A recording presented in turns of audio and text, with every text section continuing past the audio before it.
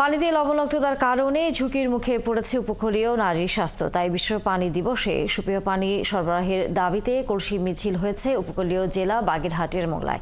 এছাড়া দেশের নানা এলাকায় শোভাযাত্রা ও আলোচনা সভা সহ বিভিন্ন কর্মসূচির মধ্য দিয়ে পালিত হয়েছে বিশ্ব পানি দিবস। সহকর্মীদের তথ্যছবিতে বিস্তারিত।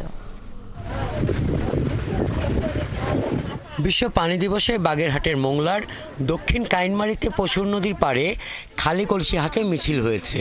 উপকূলীয় নারীদের অংশগ্রহণে এ মিছিল এবং সমাবেশের আয়োজন করে ধরিত্রী রক্ষায় আমরা, ওয়াটার কিপার্স বাংলাদেশ ও পশুর রিভার ওয়াটার কিপার।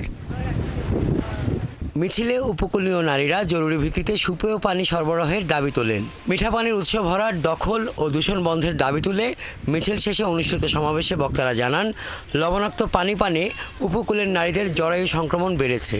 এলাকায় প্রচুর পানি আছে, কিন্তু আসলে সব লবণ পানি পানের উপযোগী না বা কোনো কাজেও ব্যবহার করা যায় না। উপকূলের 19 জেলার প্রায় 3 কোটি মানুষ যারা আধারযোগ্য পানি সংগ্রহ করতে পারছে না, আজকে 1.5 কোটি মানুষ তারা আজকে পানি বঞ্চিত, সুপেয় পানি থেকে বঞ্চিত।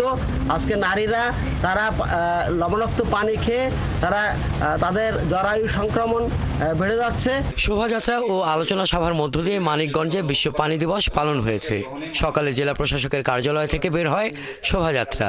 এতে জেলা প্রশাসন, পুলিশ প্রশাসন, পানি উন্নয়ন বোর্ড সহ নানা শ্রেণী ও পেশার মানুষ অংশ নেয়। সাতক্ষীরায় বিশ্ব পানি দিবসে শহরের মধ্যে প্রাণসায়র খালের পানি পরিষ্কার ও দূষণমুক্ত রাখতে শোভাযাত্রা ও খাল পরিষ্কার পরিচ্ছন্নতা কর্মসূচি উদ্বোধন হয়। সকালে শহরের পাকাপোল মোড় থেকে একটি শোভাযাত্রা শুরু হয়ে গার্লস স্কুল ব্রিজ গিয়ে শেষ হয়। এদিকে মেহেরপুর জেলা প্রশাসন ও পানি উন্নয়ন বোর্ডের আয়োজনে মেহেরপুরে পালন হয়েছে বিশ্ব পানি দিবস। এ উপলক্ষে অতিরিক্ত জেলা প্রশাসকের নেতৃত্বে সরকারি কর্মকর্তা কর্মচারীরা শোভাযাত্রায় অংশ নেন। হাসান আহমেদ, ৭১।